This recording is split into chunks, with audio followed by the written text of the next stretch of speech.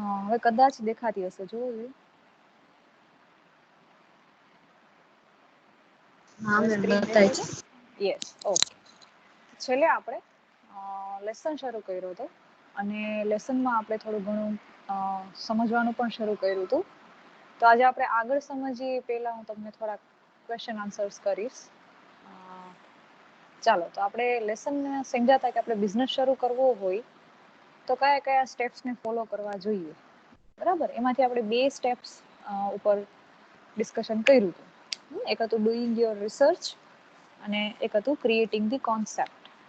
તો creating the concept મતલબ શું? ચાલો, આપણે લાસ્ટ પીરિયડમાં સમજ્યા હતા. ક્રિએટિંગ ધી કોન્સેપ્ટ એટલે શું?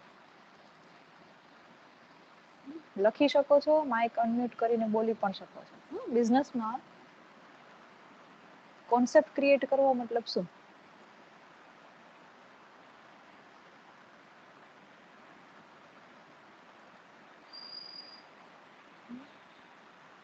ચાલો, જવાબ આપો.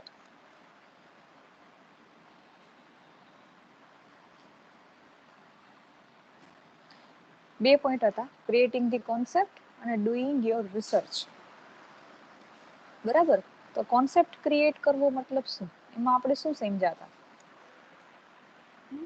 તમને આ પીડીએફ જે છે લેસનની એ ઓલરેડી ટીમમાં આપી દીધેલી છે લગભગ.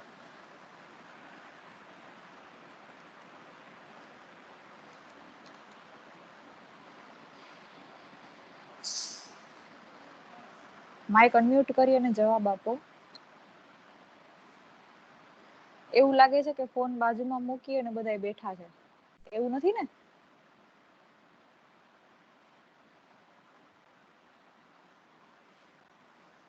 પ્રોડક્ટ વિશે વિચારવું અને પ્રોડક્ટ, ઇન્કમ, સર્વિસ, પછી પ્લાન, પ્લાન ટૂલ્સ શું? એન્ડ મટીરિયલ, હા. પછી ઓનલાઈન, ઓફલાઈન, બસ એ બધું એટલા આવડે શું મેમ. હતું? ઓનલાઈન ઓફલાઈન શું હતું? શેનું? ઓનલાઈન ઓફલાઈન શું હતું? શેના વિશે આપણે વાત કરી એ હતી? આપણે ઓનલાઈન કઈ રીતે ઓનલાઈન વેપાર કરવો કે ઓફલાઈન વેપાર કરવો એ માટેનું. Okay, very good. ચાલો, બીજું કોઈ? ડુઈંગ યોર રિસર્ચ એવો એક પોઈન્ટ આવ્યો હતો, બરાબર? એમાં આપણે શું સમજ્યા હતા? રિસર્ચ શેના વિશે કરવાનું આપણે?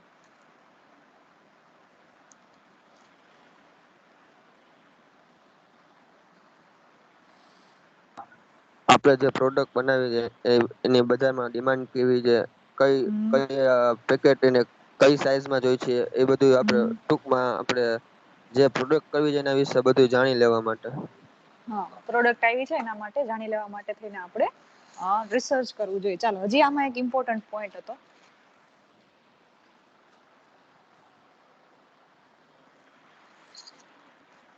ચાલો, બીજો પોઈન્ટ શું સમજ્યા હતા આમાં? પ્રોડક્ટ વિશે તો આપણે જાણશું, બજારમાં કઈ કઈ પ્રોડક્ટ અવેલેબલ છે કે નથી. એ સિવાય આપણે શું સમજ્યા હતા? 4 થી 5 પોઈન્ટ આપણે લખ્યા હતા, બરાબર ને? મેં તમને એવું કીધું હતું કે તમે લખતા રહેજો, કારણ કે લખશો તો જ તમને પોઈન્ટ્સ યાદ રહેશે. સર્વે કરવા માટે તમે શું કરશો? રિસર્ચ કરશો તો ખાલી પ્રોડક્ટ વિશે જ વિચારશો? યાદ કરો, શું કર્યું હતું આપણે? કયા કયા ટાઈપના ક્વેશ્ચન્સ પૂછવાના હતા પ્રોડક્ટ વિશેના? મતલબ કે કોઈ લાસ્ટ લેક્ચરમાં ધ્યાન દીધું જ નથી, જો અત્યારે જવાબ નથી આવડતો એનો મતલબ ઈ જ થયો ને. તો પછી આપણે આ રેવા દઈએ આટલી મહેનત બધી. ક્વેશ્ચન આન્સર હું મોકલી દઈશ, તમે તૈયારી કરી લેજો, બરાબર ને? ચાલો, 21 જણા છો મને બાદ કરતા. 20 માઇક ઓન કરી અને જવાબ આપો. ચાલો, ઓનલાઈન છે એનો મતલબ ઈ નથી કે આપણે ધ્યાન નહીં દેવાનું એમ.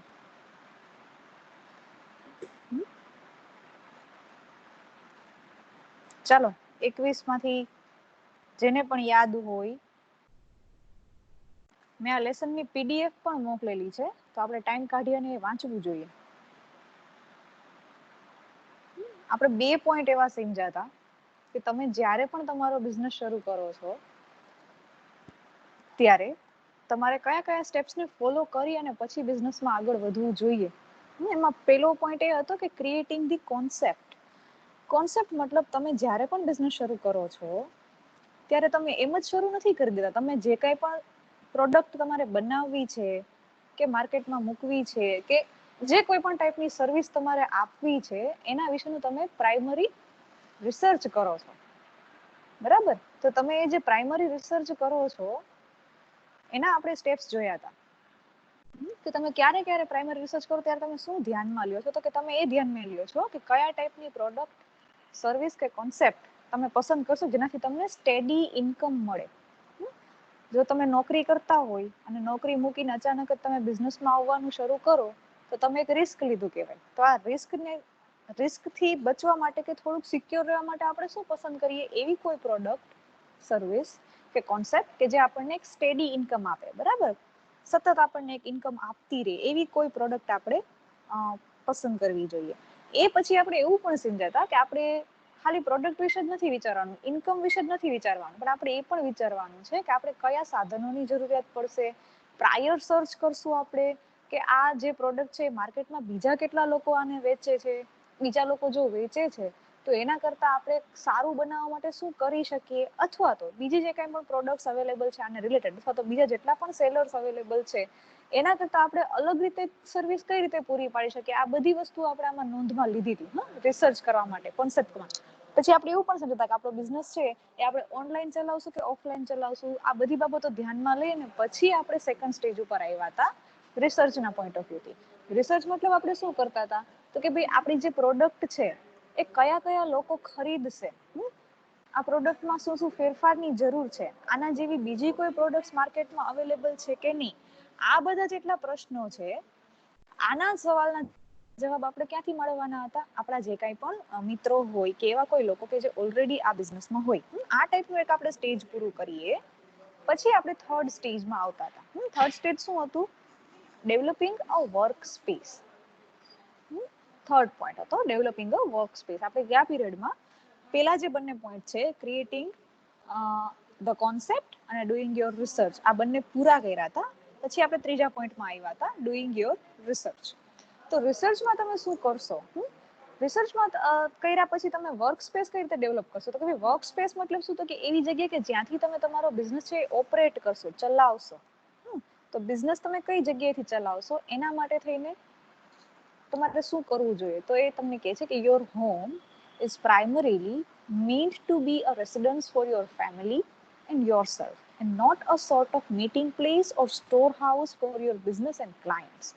Ensure, for example, that if you enter the manufacturing business, your shed or garage is large enough to support the kind of work you'll be doing without leaving your family or vehicles to the mercy of inclement weather. શું કહેવા માંગે છે આ પેરેગ્રાફમાં? બહુ simple વાત કરે છે કે તમે જો કોઈ મેન્યુફેક્ચરિંગ બિઝનેસમાં હો, મેન્યુફેક્ચરિંગ મતલબ કે તમે કંઈ બનાવતા હો, બરાબર? પ્રોડક્ટ તમારે બનાવવી હોય કારખાના ટાઈપ, બરાબર? તો મેન્યુફેક્ચરિંગ બિઝનેસમાં તમે જો હોવ છો તો એ તમે તમારા ઘરેથી ન ચલાવી શકો, રેસિડન્સથી. શું કામ? કારણ કે રેસિડન્સ તમારા ઘરે તમારું ફેમિલી હોય છે, તમારા બાળકો હોય છે, બરાબર? તમારી એક આખી એવી પ્લેસ છે કે જ્યાં તમે સ્ટોર હાઉસ ક્રિએટ ન કરી શકો, મીટિંગ ન કરી શકો. શું કામ? કારણ કે એ તમને એક પ્રોફેશનલ એન્વાયરમેન્ટ પૂરું પાડતું નથી. તો જ્યારે પણ તમે મેન્યુફેક્ચરિંગ ટાઈપના બિઝનેસમાં હોવ છો તો તમે રેસિડન્સથી એ બિઝનેસ ચલાવી શકતા નથી. તમારે કોઈ બીજું જ જગ્યા ગોતવી પડે કે જ્યાંથી તમે તમારો સ્ટોર હાઉસ ને તમારી પ્રોડક્ટ માટેનું મેન્ટેનન્સ છે એ કરી શકો, બરાબર? Likewise if your work is computer based, જો તમે કોઈ સોફ્ટવેર બેઝડ સર્વિસ પૂરી પાડતા હોય, if your work is computer based, assemble the necessary technology needed for your idea to have a fighting chance. જો કમ્પ્યુટર બેઝડ હોય તો આપણે એને લગતી જેટલી પણ જરૂરિયાતો છે, જેમ કે આપણે કોમ્પ્યુટર્સ કેટલા જરૂર પડશે, કયા કયા સોફ્ટવેર્સ જરૂર પડશે, બરાબર? સોફ્ટવેર્સમાં કયા ટાઈપના માણસોની જરૂર પડશે એને હેન્ડલ કરવા માટે થઈને, આ બધી જ વસ્તુઓ આપણે પહેલા જ ધ્યાનમાં લેવી પડે. Delegate a dedicated room or space within your home to serve as your office for privacy and tax purposes. જો તમે ઘરેથી જ બિઝનેસ ચલાવવા માંગતા હોય તો શું કરી શકો? You can delegate a dedicated room, કોઈ એવો રૂમ અથવા તો કોઈ એવી જગ્યા કે જ્યાંથી તમે ઓફિસ તરીકે એને ચલાવી શકો, બરાબર. એવું એક જગ્યા જે છે એ તમારે પસંદ કરવાની રહે છે. તો ઓવરઓલ થર્ડ પોઈન્ટમાં એ આપણને શું કહે છે, what is the meaning of developing a work space. Work space develop કરવાનો મતલબ શું છે, તો કે તમારે હંમેશા એ જોવાનું છે કે તમે જે બિઝનેસ ચલાવો છો એ મેન્યુફેક્ચરિંગનો છે, ઓનલાઈન ચાલે છે, મેન્યુફેક્ચરિંગનો બિઝનેસ છે, ઓનલાઈન છે, કયો છે, બરાબર. બીજી વસ્તુ શું તમે ચેક કરશો, જો તમે ઘરે રહેતા if you are living at your residence,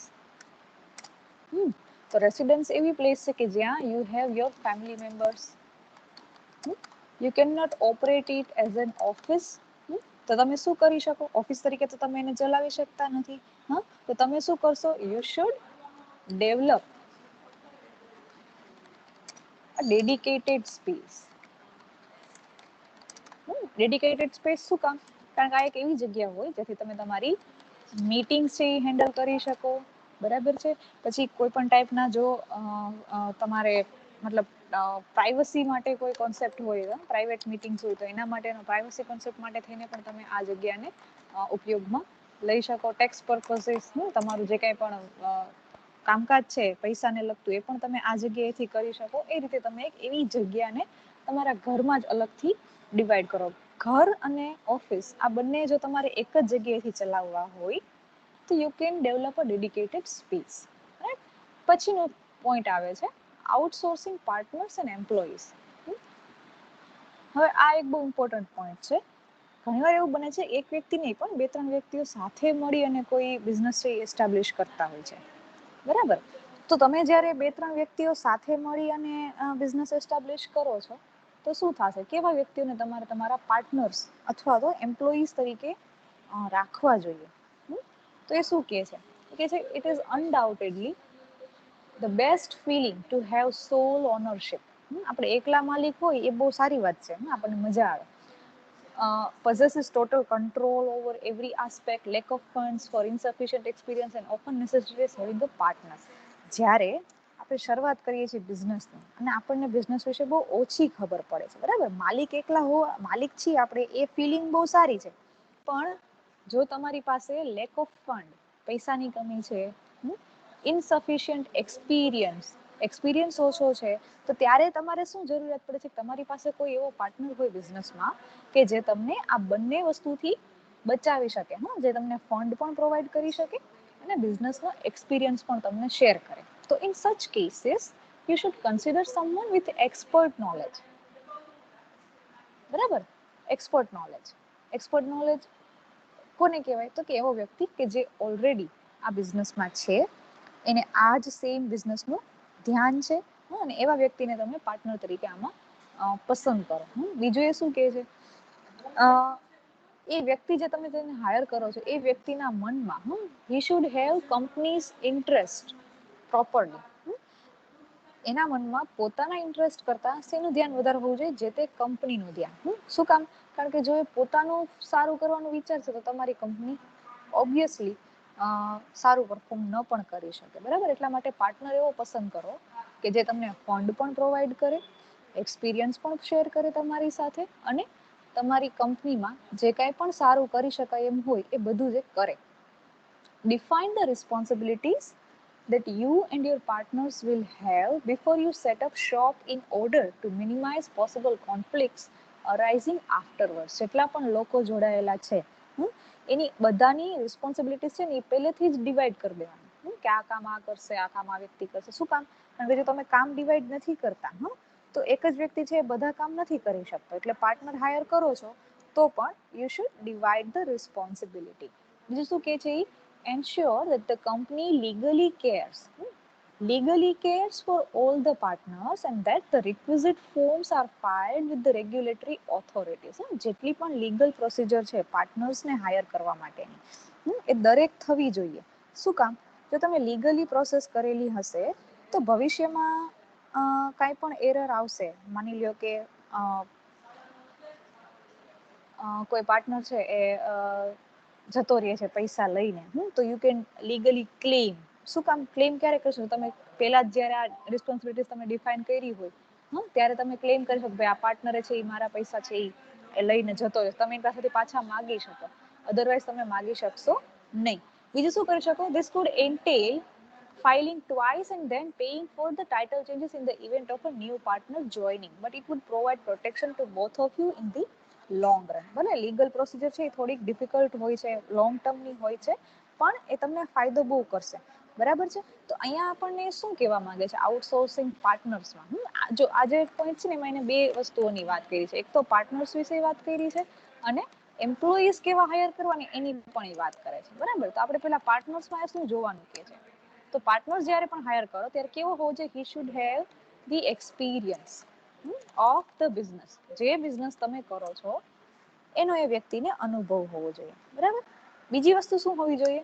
તો કે તમે જ્યારે પણ પૈસાની અછતમાં હો, તમારા બિઝનેસમાં જેટલા પણ પૈસાની અછત હોય તો એ લેક ઓફ ફંડને એ પાર્ટનર છે એ પૂરું કરી શકે. He should provide funding. તો જે પૈસા ટકે તમારી મદદ કરી શકે એવો પાર્ટનર હોવો જોઈએ. ત્રીજી વસ્તુ શું ધ્યાનમાં રાખવાની કીધી એને? Define all the documents legally.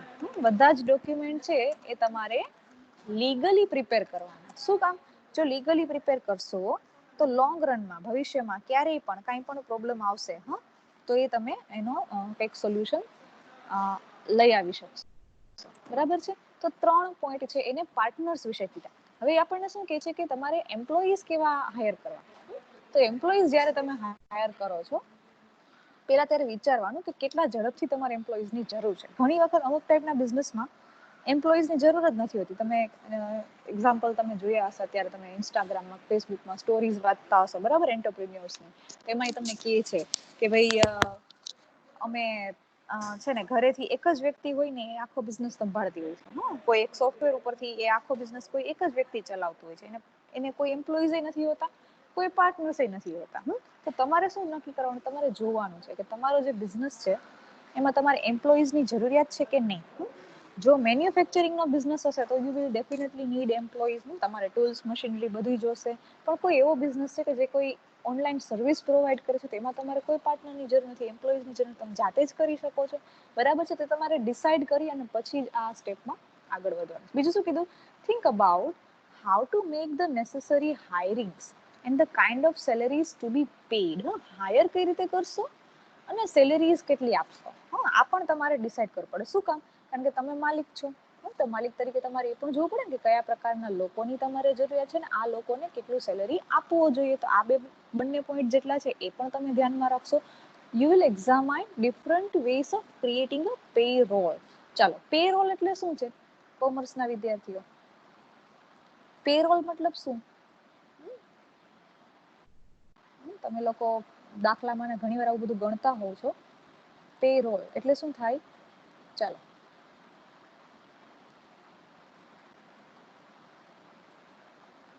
Mike unmute કરી અને જવાબ આપી શકો છો અથવા ચેટ બોક્સમાં લખી શકો છો. પે રોલ મતલબ શું? આપણે જે ઉપર વાત કરી ને ધ કાઇન્ડ્સ ઓફ સેલેરીઝ અને કાઇન્ડ્સ ઓફ હાયરિંગ્સ એની સાથે જ રિલેટેડ છે પે રોલ.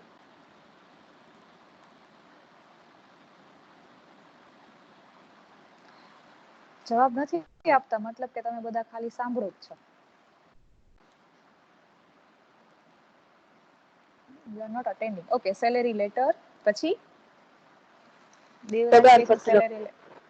પગાર પત્રક. ઓકે, પગાર પત્રકમાં શું વસ્તુ ઇન્ક્લુડ કરી શકાય?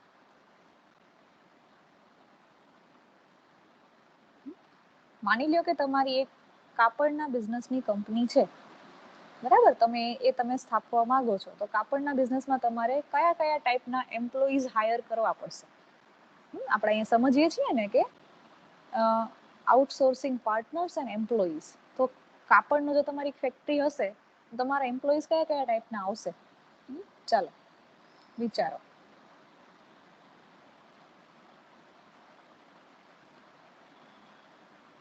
તમારી કાપડની એક ફેક્ટરી છે, તમારે એસ્ટાબ્લિશ કરવી છે, તો એમાં તમારે એમ્પ્લોઈઝ નોકરીએ કેવા કેવા લોકોને રાખવા પડશે? કયા કયા પ્રકારની સર્વિસ માટે એમ્પ્લોઈઝ તમારે હાયર કરવા પડશે? તમે માલિક છો, હવે એમ્પ્લોઈઝ કયા કયા ટાઈપના તમારે હાયર કરવા પડશે? ચલો વિચારો.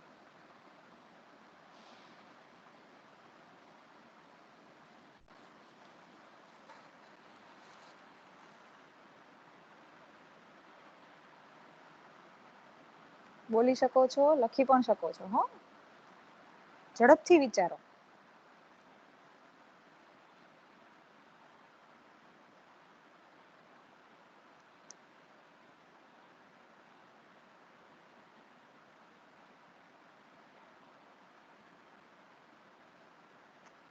ઓકે, કપડા સીવી શકતા હોય એવા એમ્પ્લોઈઝ રાખશો. Very good. પછી ભારતી ધારો કહે કે મારે સોરી, કાપડની ફેક્ટરી છે મારે નાખવી છે, તો એના માટે મારે એમ્પ્લોય પેલા એવા 4 એમ્પ્લોય સિલેક્ટ કરવા પડશે કે જે કપડા હા, સીવી શકે અને જેને કપડા આ સીવી બાબતનો શકે.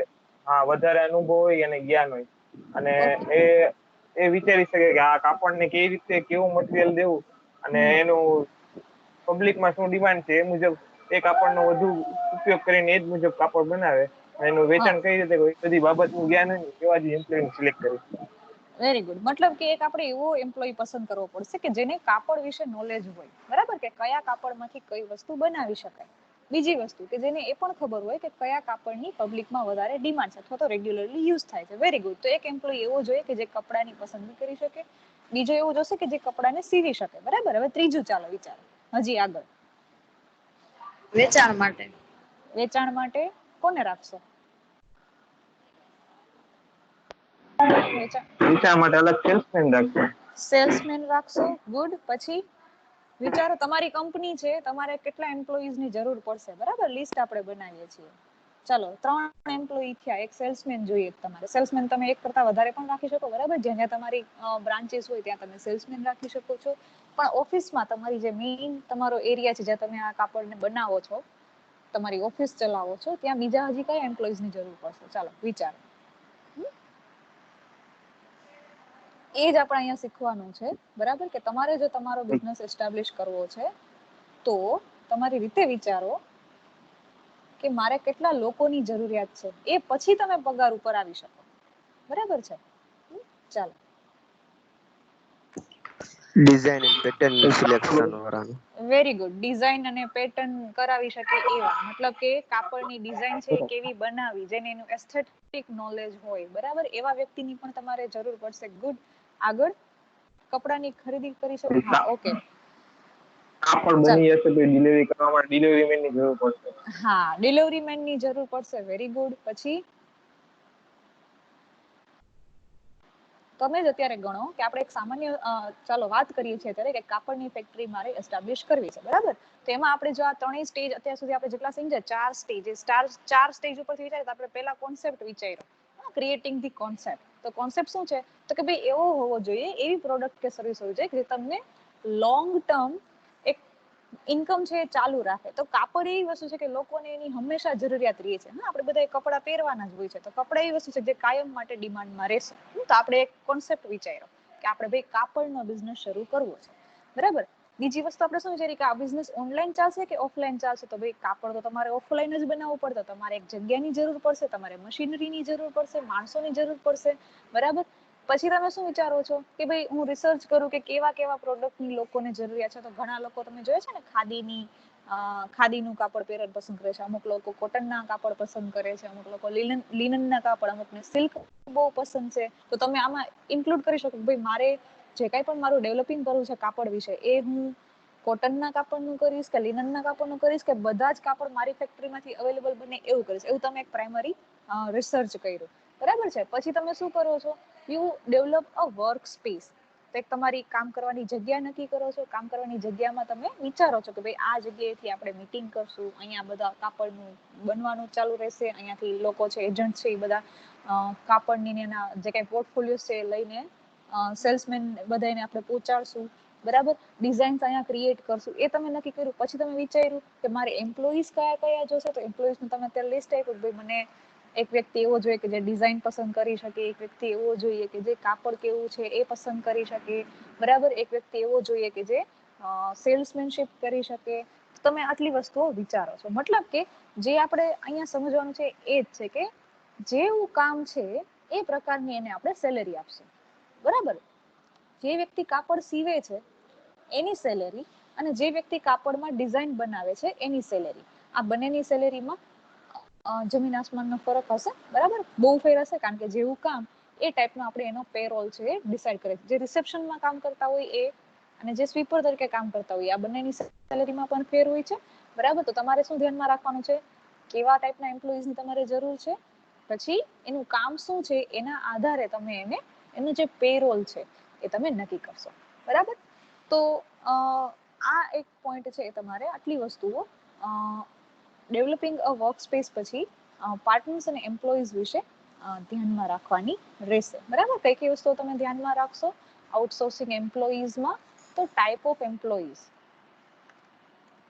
એમ્પ્લોઈઝ કેવા કેવા રાખવા જોઈએ તમારે, બરાબર. તો તમે એના અલગ અલગ ટાઈપ્સ, જેમ કે અમુક છે એ સેલિંગ માટે હશે, અમુક છે ક્રિએશન માટે હશે, મતલબ કે ડિઝાઇન ક્રિએટ કરે કે કાપડ તમને ક્રિએટ કરી દે એ ટાઈપના, બરાબર. ક્રિએશન માટે એમ્પ્લોઈઝ હશે. અમુક છે એ તમને મેનેજિંગ કરી દેશે, બરાબર. મેનેજરશિપ તરીકે પણ તમારે અમુક એમ્પ્લોઈઝની જરૂર પડશે. તો તમે ટાઈપ્સ ડિફાઇન કર્યા પછી તમે આના આધારે એનો પેરોલ, મતલબ કે એની સેલેરી તમારે શું કરવી તમે ડિસાઈડ કરશો, બરાબર છે. ચલો, એટલે સુધી બહુ ઇઝી છે. ખાલી તમે 2 પોઈન્ટમાં સમજ્યા કે તમે કઈ રીતે એક વર્ક સ્પેસ ડેવલપ કરી શકો અને એમ્પ્લોઈઝ અને પાર્ટનર્સ કેવા હાયર કરી શકો. હવે કે છે ફાઇન્ડિંગ ફંડિંગ. બિઝનેસ છે આપણા એકલાથી જ એસ્ટાબ્લિશ નથી થઈ જતો. હા, આપણી પાસે પૈસા હોય તો થઈ જાય, પણ માની લો કે મારી પાસે એટલા બધા પૈસા નથી, તો હું શું કરી શકું? તો આપણે કરી શકીએ, ઘણું બધું કરી શકીએ. ફાઇનાન્સ મેળવવા માટે કઈ કઈ જગ્યાએ આપણે જઈ શકીએ? તો તમે આવું કંઈ સાંભળ્યું કે ન સાંભળ્યું, પણ મોટા મોટા જેટલા પણ કંપનીના ઓનર્સ હોય છે એ સ્ટાર્ટઅપ્સમાં ઇન્વેસ્ટ કરતા હોય છે. તમને લોકોને સ્ટાર્ટઅપ છે ને એ ખબર હશે. આપણે લાસ્ટ યર જ્યારે પ્રેયરમાં એમાં મળ્યા હતા ત્યારે આપણે આ વાત પણ થઈ હતી સ્ટાર્ટઅપ માટેની. અને ગવર્મેન્ટ ઓફ ગુજરાત છે ને સ્ટાર્ટઅપ ઉપર અત્યારે બહુ જ ધ્યાન આપે છે. એની ઈચ્છા એવી છે કે લોકો છે, વિદ્યાર્થીઓ છે, માત્ર નોકરી પ્રત્યે સભાન ન રહે પણ પોતાનો બિઝનેસ પણ ડેવલપ કરી શકે. એટલે જો આ પ્રકારના ચેપ્ટર્સ છે તમારા સિલેબસમાં છે કે તમારે જો બિઝનેસ કરવો હોય તમે શું કરી શકો, એમને કેટલું થઈ શકે. એના માટે જે ફંડની જરૂરિયાત છે એ આપણું જે ગુજરાતનું સ્ટાર્ટઅપ અને ઇનોવેશન જે પોલિસી છે એમાં એ લોકો વિદ્યાર્થીઓને ફંડ આપે છે, પૈસા આપે છે, કે જેનાથી તમે એક ટાઈપની લોન સમજો કે જેનાથી તમે તમારો બિઝનેસ છે એ એસ્ટાબ્લિશ કરી શકો, સ્ટાર્ટઅપ કરી શકો, શરૂ કરી શકો. તો મોસ્ટ ક્રુશિયલ સ્ટેપ શું છે? ફાઇનાન્સ. પૈસા વગર કાંઈ પણ વસ્તુ થાય નહીં. વાત તો આપણે બધી કરી શકીએ, પણ પૈસા ન હોય તો કાંઈ ન થાય. તો most businesses cannot operate without a certain amount of startup income. તમારી પાસે આઈડિયા છે, તમારી પાસે સ્પેસ છે, બરાબર, તમારી પાસે લોકો છે, પણ એ વસ્તુઓ બનાવવા માટેથી જે મટીરિયલની જરૂરિયાત છે એ લેવા માટેના પૈસા તમારી પાસે નથી. આપણે આનું સીધું એક એક્ઝામ્પલ લઈએ ને તમે રિલેટ કરી શકો એવું, તો બધાએ હમણાં જ એક મૂવી આવ્યું હતું, નેશનલ એવોર્ડ એને મળ્યો, બરાબર. પેડમેન પિક્ચર આવ્યું હતું. બધાએ અક્ષય કુમારનું આ મૂવી જોયું હશે, મેજોરિટીએ જોયું હશે, બરાબર. ન જોયું હોય તો જોજો. એમાં તમને આજે આખું લેસન છે ને એનો આઈડિયા ક્લિયરલી સમજાશે કે અક્ષય કુમારની જે પ્રોડક્ટ બનાવી છે પેડ, સેનેટરી પેડ, બરાબર, એની પાસે એનો આઈડિયા છે, એને બહુ એક્સપેરિમેન્ટ કર્યા કે હું આ રીતે બનાવું, વિચારે છે એ બહુ જ. પણ પ્રોબ્લેમ ક્યાં આવે છે? એની પાસે પૈસા નથી. અને જેટલા પૈસા એની પાસે છે એમાંથી એ વસ્તુ પેડ બનાવવા માટેના જેટલા પણ મટીરિયલની જરૂરિયાત છે એ ખરીદી શકે એમ નથી. તો એ શું કરે છે? એક ગામડામાં જ્યાંથી એ પોતે આવતો હોય છે એ જગ્યાએથી એ પોતે એક લોન લે છે 1 લાખ રૂપિયાની. જે લોકોએ એન્ડ સુધી આ મૂવી જોયો છે ને એને ખબર હશે કે એને જ્યારે એવોર્ડ મળે છે ને ત્યારે ઓલો એમ કહે છે કે મને મારા 1 લાખ રૂપિયા પાછા આપે. એમ ઇન્વેસ્ટમેન્ટ એને ક્યાંકથી ગોઈતું હતું. જેણે એને પૈસા આપ્યા હતા ને એ પોતે બિઝનેસમેન નતો. એ આ રીતના પૈસા જ બધાને આપતો હતો, એવો એક માણસ હતો એ. તો જરૂરી નથી કે તમારા બિઝનેસની જે સ્ટાર્ટઅપ અમાઉન્ટ છે એ તમે કોઈ બિઝનેસમેન પાસેથી જ લ્યો કે કોઈ મોટી કંપની પાસેથી જ લ્યો. કોઈ પણ વ્યક્તિ કે જે તમને અમાઉન્ટ છે એ ફાઇનાન્સ તરીકે તમારામાં રોકે, જેથી કરીને તમે તમારી પ્રોડક્ટ છે બનાવવાનું શરૂ કરી શકો. તો એને આપણે ફંડિંગ કહેશું. While the aim should be to break even after a year, it is important to remember that even successful business can often take a few years to overcome deficits. જો બિઝનેસ તમે શરૂ કરતા ભેગો જ તમે successful નથી થઈ જતા, શરૂ કરતા ભેગા જ તમને પૈસા નથી મળી જતા. It tax time.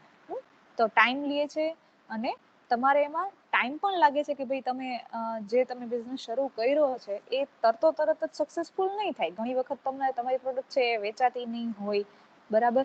તમારે એનું તમારે એવા લોકોને નીમવા પડશે કે જે એનું વધારે ને વધારે એડવર્ટાઇઝમેન્ટ કરે, બરાબર. એડવર્ટાઇઝિંગ માટે પણ તમારે લોકો રાખવા પડશે. લોકોના મનમાં તમારી પ્રોડક્ટ પ્રત્યે એક વેલ્યુ ડેવલપ થાય એ પણ તમારે કરવું પડશે. તો આ બધા એવી વસ્તુઓ છે કે જે મોટા મોટા બિઝનેસ વાળાને પણ ભોગવવી પડી હતી. તો આપણે પણ આવે તો આપણે શું કરશું, આવા સમયે આપણે નાસીપાસ નહીં થાય. To account for this, it would be a good idea to look at several different sources of funds. હવે તમને ફંડ મળે ક્યાંથી, તો એના અહીં તમને સોર્સિસ બતાવે છે. You can take a small business loan.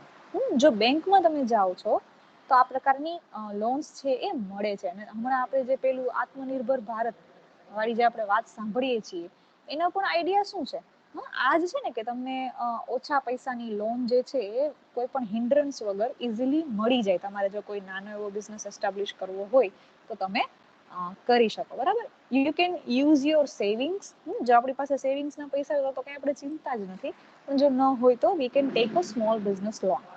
બીજું આપણે શું કરી શકીએ, મની ઓબ્ટેન્ડ ફ્રોમ ઓલ્ટરનેટિવ ઇન્વેસ્ટમેન્ટ્સ. ક્યાંય પણ તમે ઇન્વેસ્ટમેન્ટ કર્યું છે ને એનું તમને પૈસા આવ્યા હોય તો એ પણ તમે આમાં યુઝ કરી શકો. You can have your family or friends acting as investors. આપણો કોઈ એવો ફ્રેન્ડ હોય કે જેની પાસે પૈસા હોય અને આપણા બિઝનેસમાં ઇન્વેસ્ટ કરવા માટે રેડી હોય તો એ પણ તમે લઈ શકો. You can take a personal loan from the bank. એક લોન લઈ શકો છો.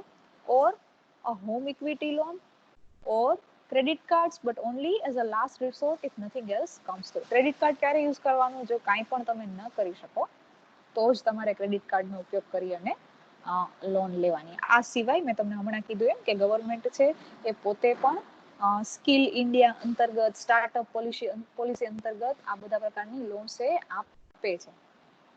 તો તમે એમાંથી પણ લોન છે લઈ શકો અને બિઝનેસ છે શરૂ કરી શકો, બરાબર. તો શું કરી શકો, યુ શુડ સોર્સ કેપિટલ. એવી મૂડી તમારે ભેગી કરી છે that will not damage your security in the long run. લાંબા ગાળે તમને નુકસાન ન કરે એ પ્રકારનું કેપિટલ. મતલબ કે એ પાછી ભરવામાં તમને મુશ્કેલી ના આવે. જેમ કે ક્રેડિટ કાર્ડ છે તો એની અમુક લિમિટ છે, બરાબર. તમે લિમિટમાં એનો જે પૈસા છે એ ભરી શકવા જોઈએ એ ટાઈપની સિક્યોર લોન તમારે લેવી. You should strive to avoid piling up expensive ડેબ્ટ ઓન ક્રેડિટ કાર્ડ્સ. ક્રેડિટ કાર્ડ્સમાં તમારે એમાં દેવું કરતા જ નથી જવાનું. ક્રેડિટ કાર્ડની લિમિટ બારે તમે કરી નાખો, બરાબર. because it would cost you annual interest of 20% or more. So try not to borrow against your 401k or other such plans because it might negatively impact your retirement. તો એવી વસ્તુઓ તમે એવું ફંડિંગ ક્યાંયથી નહીં લ્યો કે જે તમને લોંગ રનમાં, મતલબ કે માની લો તમે બિઝનેસમાં સક્સેસફુલ પણ થઈ ગયા પણ તમારી પાસે કંઈ વધે જ નહીં પાછળ, એ ટાઈપનું તમારે ફંડિંગ કોઈ પાસેથી લેવાનું નથી. Finally, before donning your entrepreneurial ropes, entrepreneur ropes મતલબ એન્ટરપ્રિન્યોર બનતા પહેલા, કન્સોલિડેટ એન્ડ ઇમરજન્સી ફંડ. શું કરશો તમે, ફંડ તમારે ભેગું કરવાનું છે પણ સાથે સાથે અલગથી એક ઇમરજન્સી ફંડ પણ રાખવાનું છે. શું કામ, જ્યારે પણ તમે કંઈ અટકાવ છો, ક્યાંય પણ તમારે પૈસાની કમી આવે છે તો you can fall back to it. એની પાસે જઈ અને એ ફંડનો ઉપયોગ કરીને તમે એમાંથી બહાર આવી શકો તમારી મુશ્કેલીમાંથી. તો you should also have an emergency fund. A new business owner should arrange for a minimum of 3 months living expenses. જો તમારો નવો બિઝનેસ હોય તો તમારે 3 મહિના તો એવા ગણિત લેવાના છે કે 3 મહિના સુધી તમને કોઈ ફાયદો છે એ થવાનો નથી. મતલબ કે તમારી પાસે કંઈ વધવાનું નથી. તો 3 મહિના તમારી પાસે ચાલે લિવિંગ એક્સપેન્સીસ. એટલી ગણતરી કરી અને પછી તમારે બિઝનેસ શરૂ કરવાનો. But if you are able to secure more money, it would relieve the stress on you, allowing you to dedicate your energies to your fledgling company. બરાબર. જો વધારે પૈસા તમારી પાસે આવતા હોય, મતલબ કે કોઈ જાજુ ફંડિંગ તમને પ્રોવાઈડ કરે છે તો તમારે આ પ્રશ્ન નથી. પણ જો તમારી પાસે ઓછું ફંડિંગ છે અને તમારે કોઈ વસ્તુ છે એ બનાવવાની છે, તમારો બિઝનેસ ચલાવવાનો છે, તો this step is more important. કે આપણે એક ઇમરજન્સી ફંડ આપણી પાસે રાખીએ, કોઈ એવો પાર્ટનર રાખીએ કે જે કોઈ પણ ઇમરજન્સીમાં આપણને કામ આવી શકે, અથવા તો આપણે શું કરીએ, આપણા 3 મહિના સુધી ચાલે એટલા લિવિંગ એક્સપેન્સીસનો એક રકમ જે છે એ પણ આપણે આપણી પાસે રાખીએ. તો આ એક આખું જે આઈડિયા છે એ બિઝનેસને પ્રેક્ટિકલી ચલાવવા માટે તમારે શેની જરૂર પડે, બરાબર, એના ઉપર છે. કારણ કે ફંડિંગ જ બિઝનેસનો પાયો છે. જો ફંડિંગ પ્રોપર ન હોય તો પોસિબિલિટી છે કે ફંડિંગ વગર તમારો બિઝનેસ છે ચાલશે, બરાબર. તો આ બહુ પછીનું સ્ટેજ છે. એટલે આપણે હંમેશા શરૂઆત છે એ કોઈ પ્રોડક્ટ અને પ્રોસેસથી જ કરવાની કે એવી કોઈ પ્રોડક્ટ છે કે જે રેગ્યુલરલી લોકો છે એને યુઝ કરી શકશે અને રેગ્યુલરલી આપણું ઇન્કમ છે એ ચાલુ રહેશે. બરાબર છે? ઓકે, તો આજે આપણે આગળના જે 2 પોઈન્ટ હતા, creating the concept, doing your research, એના પછીથી આપણે બીજા 3 પોઈન્ટ સમજ્યા. ડેવલપિંગ અ વર્ક સ્પેસ. વર્ક સ્પેસ મતલબ કે એક કામ કરવાની જગ્યા તમે કઈ રીતે ડેવલપ કરશો. આઉટસોર્સિંગ પાર્ટનર્સ એન્ડ એમ્પ્લોઈઝ, કયા ટાઈપના પાર્ટનર્સ અને કયા ટાઈપના એમ્પ્લોઈઝને તમે હાયર કરશો. અને ત્રીજો પોઈન્ટ સમજ્યા ફંડિંગ. કેવા પ્રકારનું ફંડિંગ તમારે જોશે ને ફંડિંગ તમે જો ભેગું કરો છો તો એને તમારે કઈ રીતે યુટિલાઇઝ કરવું. બરાબર, આ 3 પોઈન્ટ આપણે આજે આ લેસનમાં સમજ્યા. હવે પછીનો જેટલો આખો લેસન છે એ આપણે નેક્સ્ટ ટાઈમ જ્યારે મળશું ત્યારે કમ્પ્લીટ કરશું. બરાબર છે? ચાલો, એટલે સુધી કોઈને કંઈ પ્રશ્ન હોય તો પૂછી શકો છો. પછી આપણે આગળના પીરિયડમાં જ્યારે મળશું ત્યારે આને પૂરું કરશું. કોઈને કંઈ પ્રશ્ન છે?